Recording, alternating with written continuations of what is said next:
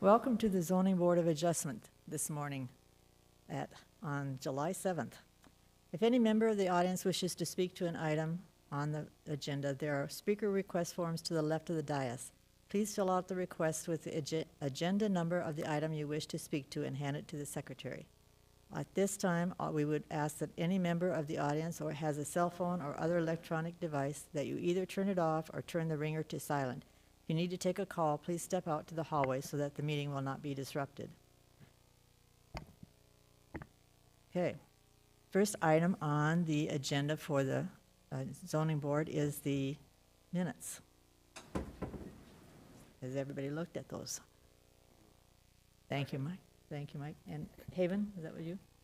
Okay. Motion to approve was by Mike Collier and seconded by Haven. All those in favor say aye. Aye. Opposed? Motion passes. Item 2 is item 22 VA 007, South Bellevue Addition, and I'll let you start with that. Thank you. Sarah Hansel, Planning Projects Division. This item was continued from the June 9th Zoning Board of Adjustment meeting. I will give a brief presentation just for a refresher for everyone.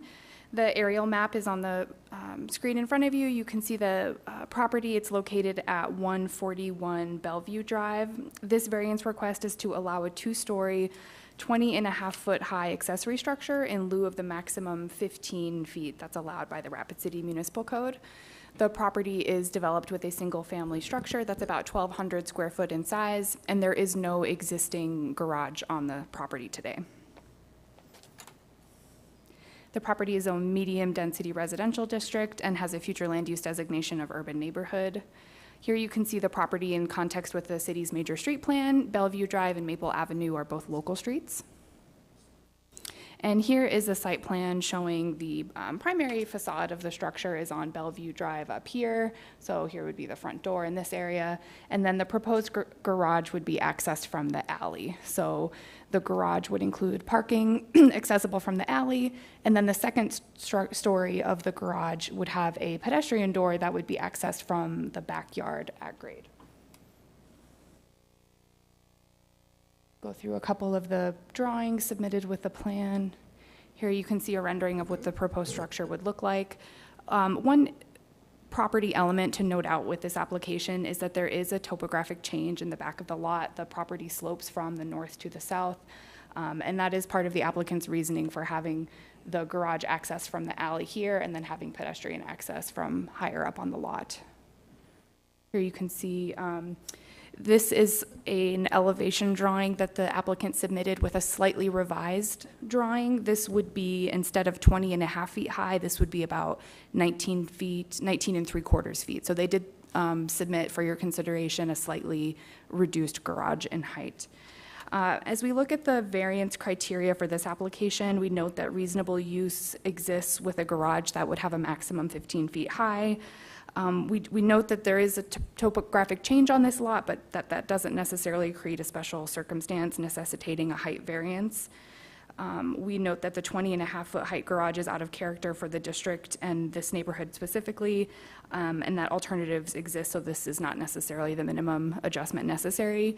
We certainly understand that the property, doesn't have garage storage on it now, so we would be very supportive of working with the applicant on a proposal for a garage that meets the code requirements. But as presented today, staff is not recommending that this variance be approved. There were 2 separate public comments submitted online that you were notified of, so be aware of that. But with that, I'll stand for any questions you may have. Oh, and I did it again. Let me take you through the site photos real quick. I apologize. This would be looking at the front of the house from Bellevue Street. This would be in the alley. Here you can see that topographic change. Another view of the alley. This would be looking to the west. And then this is looking south across the alley to the neighboring property. Looking to the west again at some of the adjacent development. This is looking to the east down the alley. Okay, thank you. I'll stand for any questions you have. Thank you, Sarah. Before I have, is there anything the commission wishes to speak before I have the public? Okay. ERIK, Micus, yes. Thank you, Madam Chair. I've got a question and a comment, Sarah. The question is it a two-story? I mean, is there parking below and then some sort of upper level that is a loft or some other kind of structure above? Madam Chair. Yes, Eric, that's a great question. Good to clarify. Thank you. It is proposed to have two separate stories. So the first story would be the ground level accessed from the alley. The second story would be accessed from a pedestrian door at the rear of their lot. But there, according to their application, there is no internal access within the structure between the first and second story. Okay.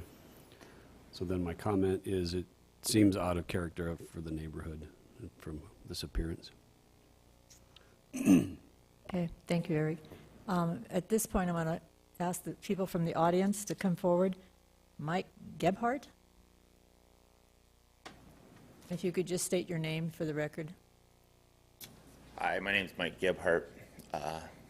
We just moved to 141 Bellevue about 8 months ago, I guess. The purpose of the second floor is storage. When we're trying to, I get that the height difference is an issue, but there's also houses in that area that are well above 20 feet. So, I mean, it's not like it's, I mean, I don't get what, I mean, and you guys can tell me what, I don't know what all your rules and stuff are in this town, but I don't think that that's a big issue. And then everybody says that you can't see or there's nothing, I mean, it's not a scenic area to look out and see like the, I mean, you can see the stars from your yard or whatever. I mean, I get that, but when, and then somebody said that, well, it's going to mess up their access to their garage. Well, why should somebody else be allowed to have access to their garage through the alley, and we can't have access to a garage in our alley? And we do have the building set back 12 feet, so it's not like we're going to be driving into their driveway or whatever. I mean, and if you're that far back from your house, and you look up to, if you're looking up to the north, you can see whatever you want to see up on Star Village. But it's we're trying to make it work, and we need storage, and we're willing to, if we have to make some adjustments, we're willing to.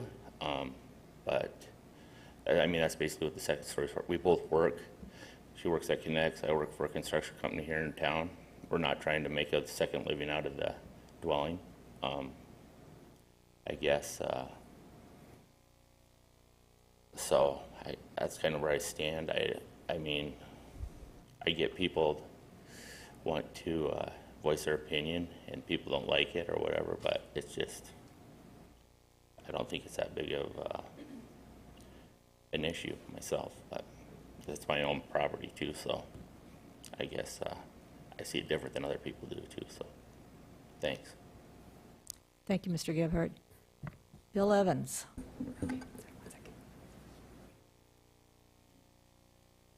Madam Chair, the applicant would also like to speak after Mr. Evans is concluded, if that's okay. Okay, thank you. Hello, Bill Evans, Alderman for Ward 2. That house is only about 3 houses from mine. In fact, out of my living room window, that's what I look down that alley that over the years with rentals has become kind of junky. And so, like I expressed last time I was here, I'm actually happy that people are willing to invest in the property. I did visit the homeowner immediately following the meeting last week. I made some suggestions as an architect that would make it more compatible, in particular the change of the roof. And I think, Sarah, can you go back to that drawing? See, now in that one, there is a hip roof kind of thing that matches all those homes in the neighborhood. And to me, that makes it a lot more palatable, certainly a lot better than some of the junky sheds that were moved out recently in the house right next to them. So I think with still some modifications, perhaps, again, slighter lowering of the overall height, this could be something that could happen. I don't see enough change right now that you guys are going to change your mind, nor the city council when it goes to full council to vote. So again, I'm going to say that this is something that has potential and could be an asset to the neighborhood if we do things right. I don't know how you're going to feel about it today, but again, investment in the neighborhood's a good thing, but we have to make sure that we also follow the rules that are in place, and that's what I'd like to have happen. And when we do break those rules, it should be a reason that makes it a desirable component of the neighborhood. So that's all I want to say. Thanks. Thank you, Mr. Evans. Vicki? Yes, thank you, Madam Chair. Just as a point of clarification, the Zoning Board of Adjustment sits as a quasi-judicial board. Your decision is final. If anyone, a neighbor or the property owners don't agree with the decision, they will appeal it to a circuit court of law. Thank you for that clarification.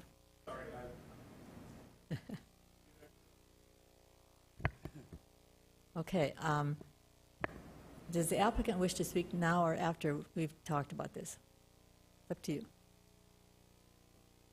Want to address them now? Just state your name for us, please. Thank you. Andrea Young. So we proposed this this garage a couple months ago, and we've looked at it for the last 6 months. The overall height is 20 feet. The bottom I would like to use for garage. There seems to be a lot of hail here. I'm recently a newbie to Rapid City. I've been here about a year and a half. Second time around, I was here in 2015. It is a setback at 12 foot. It's 24 by 30, so it's going to go into the backyard. The second story will have access on the inside as well as on the outside, so I can go from the top of the building. How do I do that? Okay. So like she said before, there'll be access here, but then on this part of the... Push harder, sorry. So in here, there'll be a stairwell so we can get downstairs from the top. And the upper is simply for storage. We're both general contractors. I, of course, work for Connect Lumber. I've been GCing for 30 years, as well as Michael. And we have a lot of tools. A year and a half ago, I went through a very traumatic time where somebody had access to my garage and stole all of my tools and everything in my house, and it's very traumatic. So having access and having a closed garage and having storage is extremely important to me because I don't want that to happen again. So I feel a little violated, but yet I don't want to be under attack here. I'm just trying to have access in my own home. I'd like to make this a forever home, but there was no garage in this house when it was originally built. It was a spec home, and the part where it should have been a garage was an office that they used. I'm trying not to use up the whole length of the backyard for a garage. That's why we went deeper and not as wide. And also for cost, there's a lot of poured concrete here. The concrete will be on 3 sides because that grade is so deep or so high. And having that come above the grade, you're only going to have, thank you.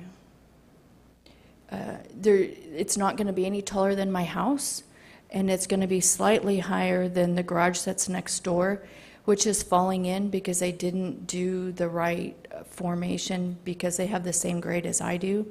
So we looked at their plans, and I of course work at Connex, and so I've had quite a few engineers and architects look at this and make it structurally sound so it'll last extremely long time. And yes, there are a lot of little sheds over there, and we're trying to clean up this place. It was an absolute dump when I bought it. I peeled up 2 inches of hair off the kitchen floor and the bathroom floor. I've taken 2 12-foot yards of trash from the yard just trying to get it cleaned up. We have 3 work trailers that we're working out of trying to get it remodeled. Those would all go away provided we have storage that we would like to use in that upper level. I did have a revised vision for the roof line, as Bill has mentioned, to go to a hip roof, which I'm gladly to accommodate. I didn't take that into effect, that the look of the hip roof versus just an A-frame. I was told by the truss company here in town, which is Black Hills Truss, it will be no taller than I think it's 17, is it 17 on the revised vision, or 19? I can't remember. We dropped it, I thought we dropped it 2 foot, but it won't be any taller than that. It could possibly be shorter, but I didn't do an estimate on my trusses because it is very costly to do that. At this point, I didn't want to go forward if there wasn't a variance allowance for this. It's already been very costly, so I didn't want to put any more money into something that I wasn't going to proceed with.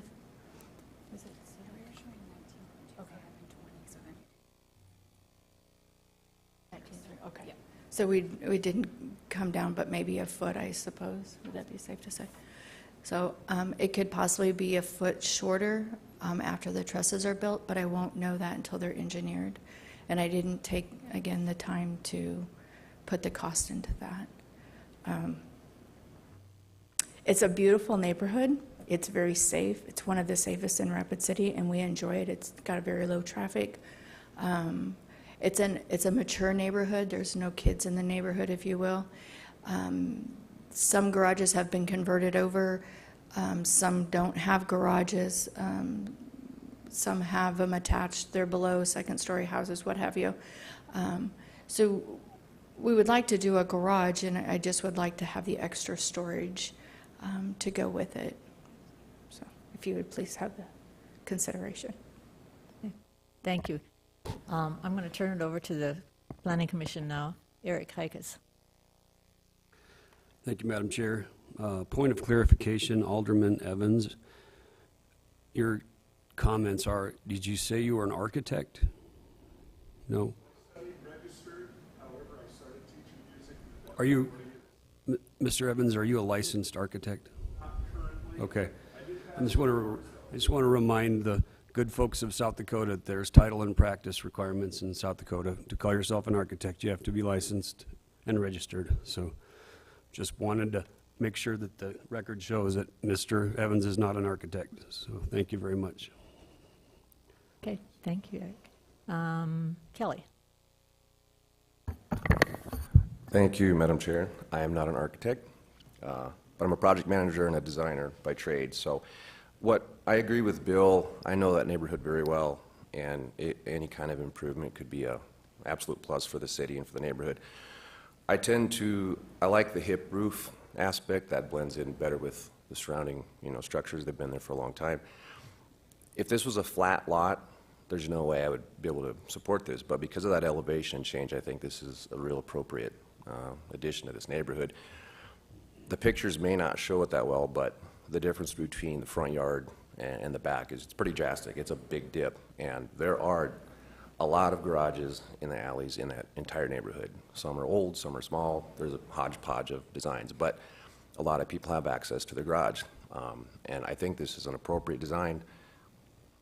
From the front, you probably won't even see that roof line, that ridge at all. You'll never notice it. So I agree with it. I think this is a good exception, in my opinion. Thanks, Kelly. Vicki. The comment was made by one of the speakers that there are two-story homes in the area, or there are homes as high as the proposed two-story garage. The ordinances are written to limit the height of accessory structures, so that which those are required to be in your backyard. That keeps that view shed open from backyard to backyard. It protects the views of others. It establishes a character within a neighborhood. A second reason that we do not allow a second-story accessory structure is historically those that have been grandfathered in, either we annexed them in the county, from the county as two-story, they somewhere down the line inadvertently get turned into residential units.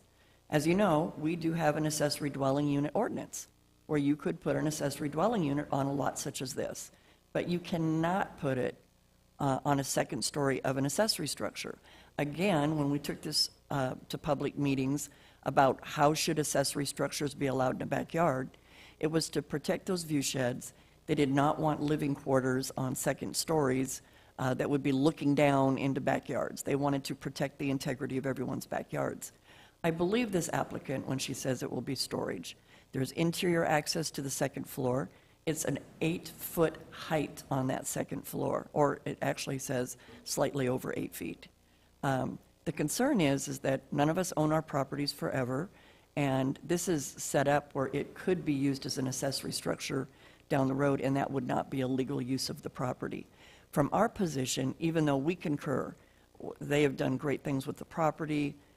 They have a right to a garage with storage. They could lower it and still have storage on the second floor.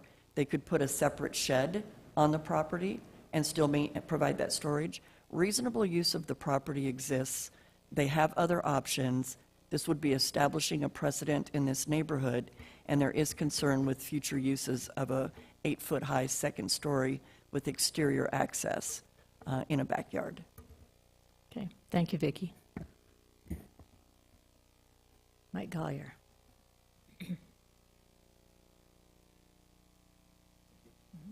In this particular case, I think that added height would really make this an imposing structure.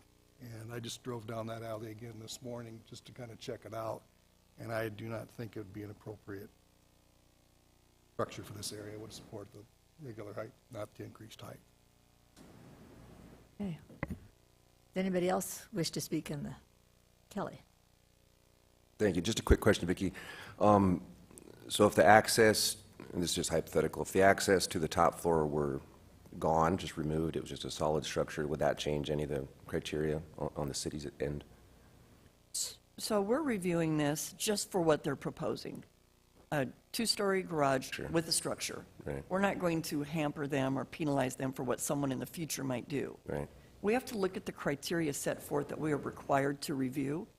And because there are other options to provide storage that wouldn't require the variance, staff just can't support the variance as it stands. Are those other options available? Like, is it available to the public, or have they been notified of their options, or is it just sort of a? Again, Sarah's pointed it out in the report and they did get a copy of the report. Right. That they could put another shed. They have the real estate in the backyard Sure. to do another detached accessory structure, and the ordinance would allow that. Okay. And it could be a 15-foot high storage structure. They could revise the design so that this structure did not exceed 15 feet. It would still allow parking on the first level, but ample storage on the second story. Okay, thank you. Thank you. Haven. There was some indication that there was some modifications that they could make. So I guess I was a little confused about whether some of these modifications, I think the applicants referred to, would change the design. Madam Chair? Yes, Vicki. I think that the applicant did a good job explaining that she did listen to Mr. Evans' suggestions, and as a result, it lowered the height down by a foot. So they're actually asking for a variance today from 15 feet to 19.5 feet instead of 20.5 feet. Excuse me? It's a reduction of 3/4 of a foot, so 19.75 would be the Thank you. variance request. If you do decide to grant the variance, you have to be specific to the height that you're allowing. So it'd be 19.75 feet for this design that was presented to you today.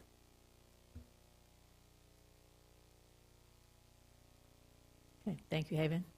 Anyone else wish to speak? Anybody from the audience wish to speak? Okay, I'm looking for a motion in that case.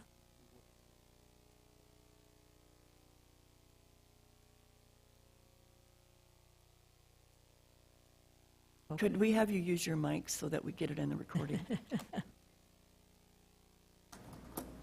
Motion denied based on there are no special circumstances or conditions associated with the subject property. A friendly amendment, and that reasonable use of the property exists while meeting the regulations. Yes, thank you. Okay, thank you. And Vince seconded that motion. Okay, everybody understand the motion and the reason? Okay. All those in favor, say aye. Aye. Opposed? With Kelly voting no. Motion passes. Okay, we are now at any discussion items that the variance board might have. None? Okay, then I'll look for a motion to close.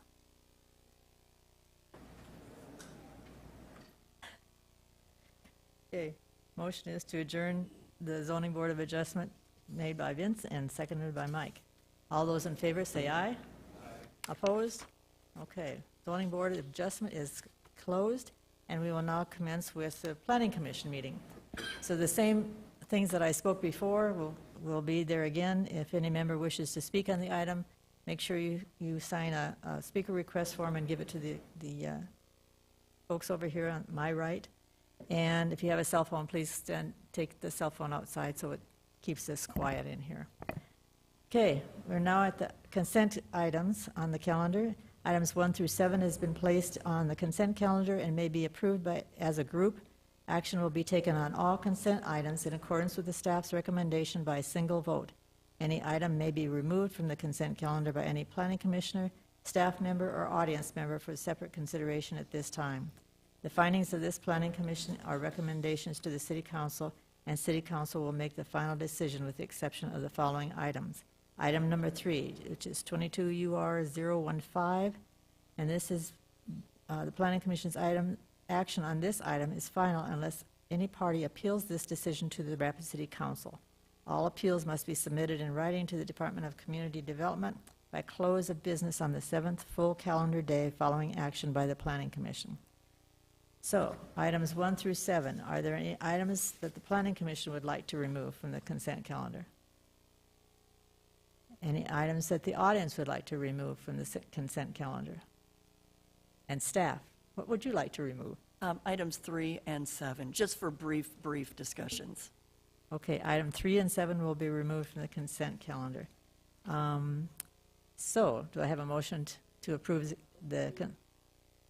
okay.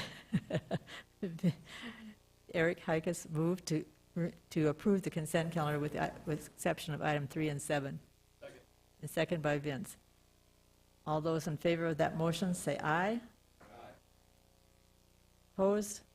Yay. Motion is passed. We will now go to item 3.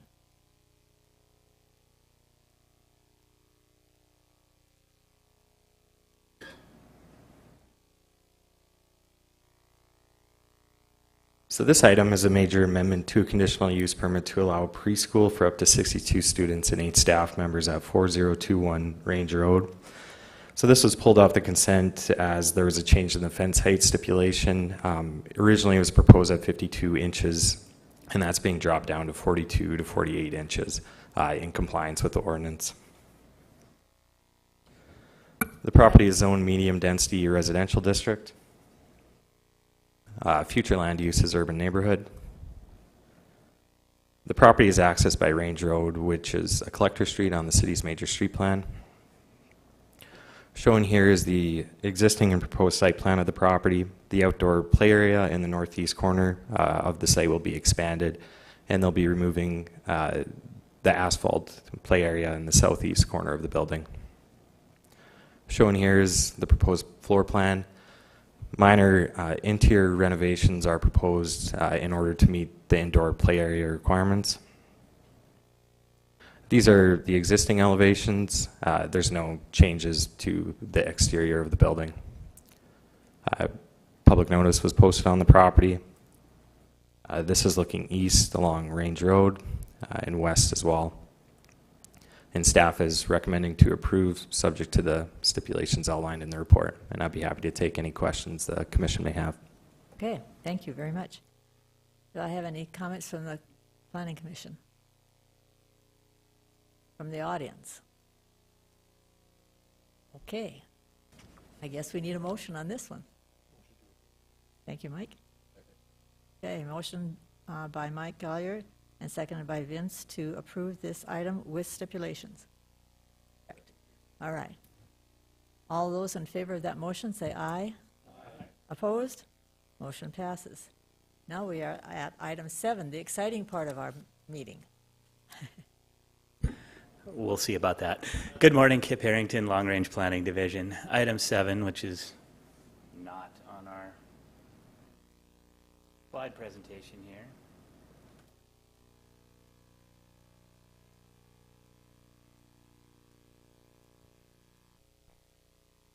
Is the draft transportation improvement program for years 2023 to 2026. As you may be aware, we provide you with this information every year, and this is a summary of the 4 years of transportation projects that are planned by South Dakota Department of Transportation and all the member agencies of the Rapid City Area Metropolitan Planning Organization, which includes City of Box Elder, City of Rapid City, Pennington County Highway, and Meade County Highway Department. Included in the tip, there's a lot of legal mumbo-jumbo and requirements. We have the funding spreadsheet in here, which details all the different types of federal funding that we receive in the different categories of projects, and some handy pie charts to break that down by year. Includes some maintenance costs, and then what really the meat of it is these project listing. And so this is the one from the South Dakota Department of Transportation.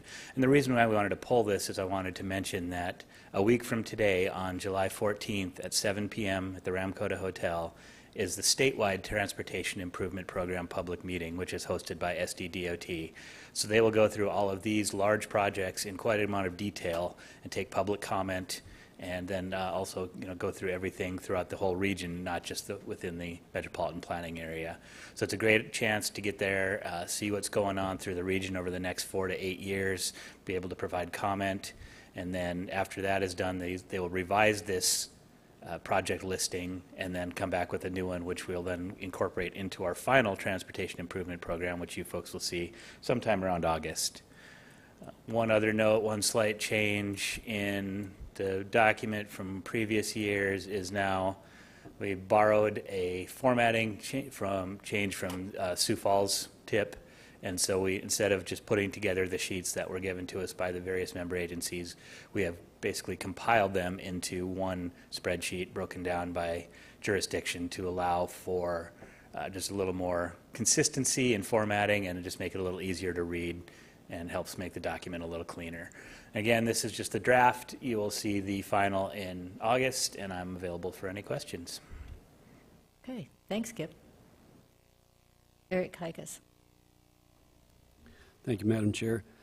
Kip, projects like these and this summary, I'm going to ask you to kind of give a personal opinion, but does passing the National Transportation Bill at last a few years ago help these procedures move more effectively? Madam Chair? Yes, go ahead, Kip. So yes, there will be not a lot in this one because a lot of these were previously programmed, but starting this year there'll be some new programming, so those will generally come into the next years. We will see quite a bit of additional funding for things like bridges, and we certainly will see a lot of additional funding in things like transportation alternatives and some other grants that are really good at non-motorized transportation or also types of alternative transportation. We'll be looking at some of those opportunities as well and trying to fund some projects that we have on our radar, and working with DOT on that, and we'll be having further discussions as well. Thank you, Kip. The reason I made the comment is part of the advocacy work of several of our organizations, civil engineers, landscape architects, that sort of thing. We actually asked, Congress several times over the past 10 years to pass a transportation bill, and they finally did. So I'm hoping that maybe those small words helped in some aspect of our lives in South Dakota. So, yeah. Thank you for your efforts on that. And yeah, this is kind of a generational opportunity to get some large projects funded that normally would not be available to us. Thank you, Kip. Okay, thank you. Haven.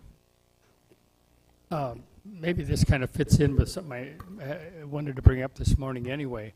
I've had two or three people comment on the Sheridan Lake Road situation, and we had before us approval of a housing district there on the west side of Red Rocks, or north side of Red Rocks, and they did a traffic study then on Sheridan Lake Road, and it indicated that there shouldn't be any problem. And since that time, and I hope it was included in that traffic study, there's apparently a large apartment complex that had just opened on that corridor.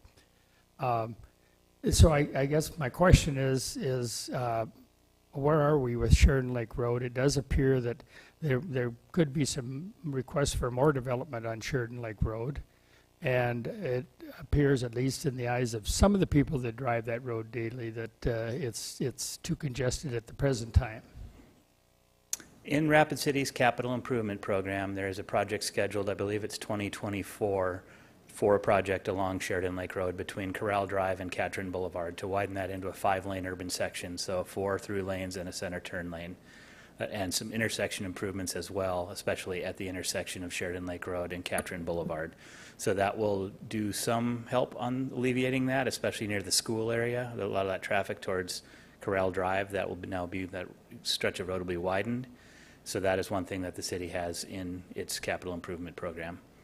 And that's scheduled for 2024 into 2025 to get that done ahead of the US Highway 16 Catron Boulevard interchange project, which is currently scheduled for 2026. And there is an alternative access, although it's east of Red Rocks and Countryside South over to 16 that I know some people use. And I haven't personally driven that for quite a while, but that it would seem like substantial improvement on that would at least ease that problem somewhat. Yeah, so that's an interesting area out there because part of Sheridan Lake Road is in the city and then part of it is in the county, so it's a multi-jurisdictional road. So there is some coordination efforts that are going on, but at this time there are no plans for any improvements south of Catron Boulevard. Okay, thank you. Anybody else wish to have a comment? Madam Chair? Yes. So that I was going to echo Kip's comments. That is a challenge. A large part of Sheridan Lake Road is outside the city's jurisdiction, so we can't use tax dollars for those improvements. It's in the county. There is long-term major street plan identified that there should be a connection to Mount Rushmore Road, Highway 16, and an alternate area that would alleviate a lot of the traffic from the Red Rocks High Point Ranch development. Instead of following Sheridan Lake Road into Jackson Boulevard, they would then divert and come out at Highway 16 and then enter the city from that direction. But it's going to take a large sum of money. It's going to take contribution from developers. But again, Kip's team, as also our transportation coordinator, has earmarked that there is a plan in the future that would alleviate a lot of that. As in regards to the apartment development, the last traffic impact study that was required for this area, they did have to factor in that was a 149-unit apartment development that was going in at the corner of Portrush and Dunsmore. So that has been anticipated. And even though the traffic impact study shows that the streets will function, we sit in a time that we're transitioning from rural to urban, and having to wait through a light is something that none of us are used to. And for those of us who have lived or traveled in cities that have more traffic or population than we do, it's common to have those delays. It's just something that we've not had to tolerate, and hopefully as we see additional development and additional road networking come forward, it'll be short-lived that those trying to get out of this development, I know it's frustrating for them in the morning. Whether you're coming out Muirfield or Dunsmore, there's a delay to get out onto Sheridan Lake Road. Okay, thanks, Vicki. I guess nobody else is talking. I do have a quick comment or thought. Because that intersection of 16 and Catron is more in my head, but I want to know what's happening. It's going to start in 2026? Or is there something before that they're going to do with access or something? Is there, No, again, currently the Sheridan Lake Road project is scheduled for 2024 and 2025, so that will be completed before construction starts on 16 in Katrin, which is scheduled to begin construction in 2026. And again, that'll be a single-point urban interchange where US Highway 16 will go up over the top of Katrin Boulevard, so it'll be similar to like the Haynes Avenue I-90 intersection, where all the turning movements off of Katrin will take place at one signal underneath the bridge that goes over the top of Katrin Boulevard. Highway 16 traffic will not have to stop at a signal. It'll be just unimpeded over the top of that intersection. okay. And they're going to do studies, or not studies, but drawings and stuff before 2026? Oh, that's in design right now. There was a large study that was done on that, was completed a couple years ago. Looked at about 12 different options for that intersection, and yeah, these things take a lot of time to plan, so I think that 16 Katrin study started probably somewhere about 8 years ago, and now we're finally seeing it come to fruition in 2026. Thank you. I'm trying to watch that. And then are they going to resurface the road, Katrin, all the way down to Highway 79? I saw that on the map. That I'm not sure of. I'd have to look into that and get back to you a Okay. little bit. Maybe they're just going to do an overlay or something. It could on be, yes. Yeah, okay. That's all I had. Anybody else have any comments from the audience or the commission? Okay, I'll take a motion on that agenda item.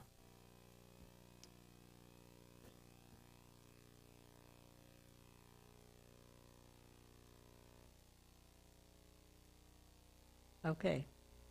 Do I have a say? Madam Chair. Yes. So the motion is to acknowledge the report. And, okay, so Vince made the motion and Mike Galliard seconded that motion. So all those in favor of that motion, say aye. Aye. Opposed? Okay, motion passes. So the consent calendar is completed. We're going to do the regular agenda item now, which is any discussion items by anybody.